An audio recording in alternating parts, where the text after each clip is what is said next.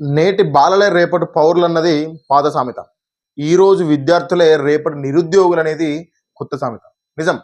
ఎందుకంటే తెలంగాణ రావడానికి పోరాడిన దాంట్లో చాలా వరకి ఉద్యమాన్ని ఉద్రిక్తత చేసి ఆత్మ బలిదానాలు చేసుకొని 1200 మంది ఆత్మ బలిదానాలు చేసుకొని మనకి తెలంగాణ వచ్చింది. అందులో చాలా వరకి 50-60% కూడా విద్యార్థులే చనిపోయారు. విద్యార్థులే ఈ యొక్క ఉద్యమాన్ని ఉద్రిక్తత చేసిర్రు. సో దానివల్ల మనకు తెలంగాణ వచ్చింది. అప్పుడు వాళ్ళు విద్యార్థి దశలో విద్యార్థిగా పోరాడిరు. ఈరోజు 12 సంవత్సరాల తర్వాతకి కూడా నిరుద్యోగులుగా మళ్ళీ పోరాడుతూ ఉన్నారు. ఈరోజు హైదరాబాద్ వేదికగా జరిగినటువంటి నిరుద్యోగ వంచన సభ, నిరుద్యోగులు ఏ విధంగా వంచారు అనేటువంటి విషయం గురించి చాలా మంది నిరుద్యోగులు కావచ్చు, నిరుద్యోగ సంఘాలు కావచ్చు, అశోక్ సార్ లాంటి వాళ్ళు చాలా మంది వచ్చి ఈ యొక్క సభను ఏర్పాటు చేయడం జరిగింది. దాంతోపాటు చాలా మంది బీఆర్ఎస్ నాయకులు కూడా ఈ యొక్క మీటింగ్ లో పార్టిసిపేట్ చేశారు. ఒక్కొక్క విద్యార్థి కావచ్చు, ఆ విద్యార్థి నాయకుడు కావచ్చు, చెప్పేటువంటి మాటలు ఏంటంటే నిజానికి ఒళ్ళు మండిపోతా ఉన్నారు. గత 2.5 సంవత్సరాల నుంచి ఈ ప్రభుత్వం రిలీజ్ చేసినటువంటి 10,000, 11,000 ఉద్యోగాలను పట్టుకొని వినాయక చవితప్పుడు లడ్డు వేలం పాటేసిన విధంగా రాజకీయ నాయకులు వాళ్ళకు నచ్చిన విధంగా నోటికి వచ్చినంత నెంబర్ చెప్తా ఉన్నారు. మేము 50,000 ఉద్యోగాలు రిలీజ్ చేసినాం, మేము 60,000 రిలీజ్ చేసినాం, మేము 1,00,000 ఉద్యోగాలు రిలీజ్ చేసినాం ఇప్పటివరకు. సో కాంగ్రెస్ వచ్చిన కాంచెలి 1,00,000 ఉద్యోగాలు మేము ఇచ్చేసాం ఆల్రెడీ నిరుద్యోగులకు అని చెప్పేసి చెప్తున్నటువంటి తీరును ఒక విద్యార్థి సంఘాలు, విద్యార్థులు తీవ్రంగా ఖండిస్తా ఉన్నారు. వాళ్ళు ఇప్పటివరకు ఇచ్చింది కేవలం 10,000 నుంచి 15,000 ఉద్యోగాలు మాత్రమే. అవి కూడా చాలా లొసుగులతో ఇచ్చారు. ఎలా అని చెప్పేసి అంటే పోలీస్ డిపార్ట్మెంట్ ఎక్సైజ్ వాళ్ళని కలిపి ఉద్యోగాలు ఇస్తూ ఉన్నారు. ఎక్సైజ్ వాళ్ళకి హైట్ పెద్ద మ్యాండేటరీ ఏం కాదు, పోలీస్ డిపార్ట్మెంట్ కానిస్టేబుల్ వాళ్ళకి హైట్ మ్యాండేటరీ. సో వీళ్ళకి కలిపి పోటీ పెడితే ఎట్లా? ఎవరైతే హైట్ తక్కువ ఉండి టాలెంట్ ఉంటారో వాళ్ళకి ఎక్సైజ్ డిపార్ట్మెంట్ లో వాళ్ళకంటూ ఒక ఉద్యోగం అవకాశం ఉంటుంది కదా. సో అటువంటి వాళ్ళని కలిపి పెట్టడం కావచ్చు. సో ఇటువంటి అనేక రకాలుగా విద్యార్థులను ఎవరైతే మాకు ఉద్యోగం వస్తుంది తెలంగాణ వచ్చినాక అని చెప్పి భావిస్తున్నటువంటి అనేక మంది విద్యార్థుల్ని వాళ్ళ యొక్క ఆశల మీద నీళ్లు కొట్టిన ప్రభుత్వం. కేసీఆర్ గారు ఉన్నప్పుడు కనీసం వాళ్ళకి ఉద్యోగాలు రిలీజ్ చేసిరు. నియామక పత్రాలు కొన్ని పెండింగ్ లో ఉండడం వల్ల, సుప్రీంకోర్టులో పెండింగ్ ఉండడం వల్ల కొన్ని ఆగిపోయినాయి. అందులో కూడా కొన్ని మీ ప్రభుత్వం వచ్చిన తర్వాతకి వాళ్ళ యొక్క అపాయింట్మెంట్ లెటర్ ఇచ్చి కూడా మీ క్రెడిట్ లో వేసుకున్నారు. ఈ విధంగా కాంగ్రెస్ ప్రభుత్వం వచ్చిన కాంచెలు ఇచ్చినటువంటి ఉద్యోగాలు ఏమీ లేవు. సిగ్గు లేకుండా కనీసం నోటికి ఏం మాట్లాడుతున్నాం, మనం మాట్లాడేటువంటి మాటలు ప్రెస్ ముందు మాట్లాడుతున్నాం, తెలంగాణ మొత్తం వింటది. సో రేపు పొద్దున మళ్ళీ ఓట్ల కోసం పోతే మొహం మీద ఉమ్ముతారు అని చెప్పేసి కూడా వాళ్ళకి సిగ్గు లేకుండా నోటికి ఎంతతో అంత ఏది పడుతుంది మాట్లాడుతూ ఉన్నారు మంత్రులు, ఎమ్మెల్యేలు అందరూ కూడా. తెలంగాణ ఉద్యమం అప్పుడు ఏ విధంగా విద్యార్థి రంగం బగ్గుమన్నదో అదే విధంగా ఆఫ్టర్ 12 years తర్వాత కూడా మళ్ళీ ఇప్పుడు ఈ రోజు గత 2.5 సంవత్సరాల నుంచి ఎటువంటి ఉద్యోగాలు లేక నిరుద్యోగులు అందరూ కూడా మళ్ళీ ఏకతాటి మీదకి వచ్చారు.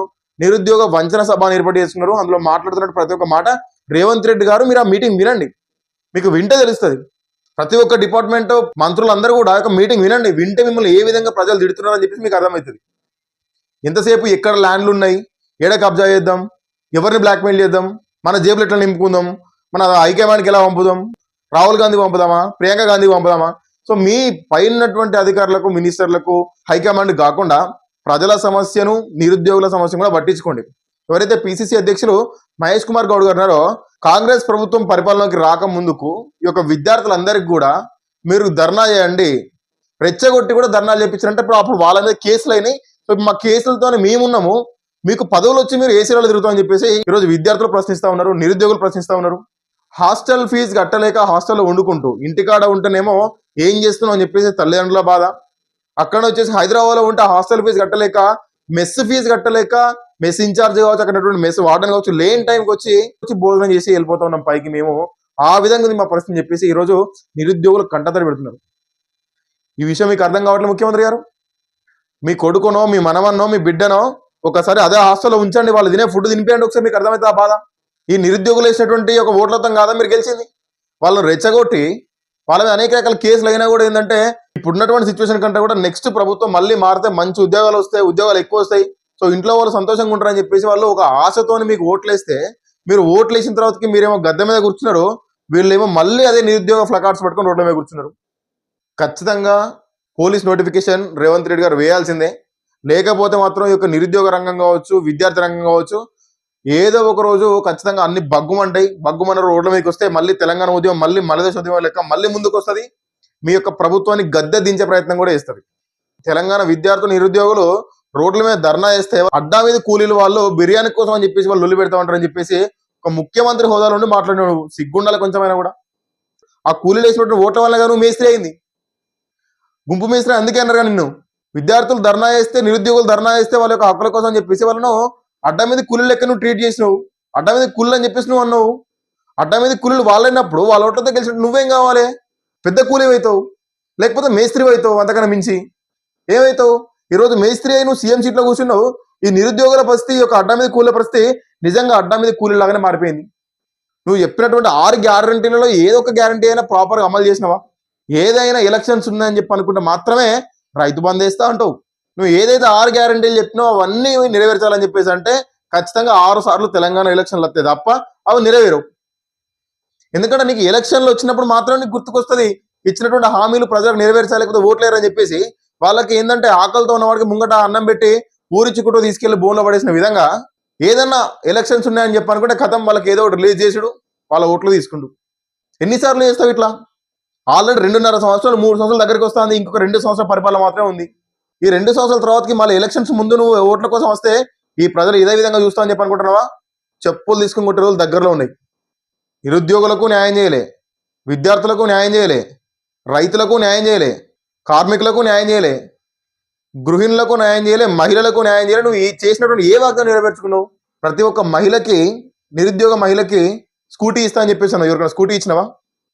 నువ్వు కొనుక్కున్నావు కార్లు, నీ బిడ్డ కొనిచ్చినావు, నీ అల్లుని కొనిచ్చినావు, నువ్వు కొనుక్కున్నావు. అనేక రకాల ల్యాండ్ క్రూజర్లు కావచ్చు, అనేక రకాల ఫార్చునర్లు కావచ్చు, అనేక రకాల లగ్జరీ కార్లు నువ్వు కొనుక్కొని తిరుగుతా ఉన్నావు.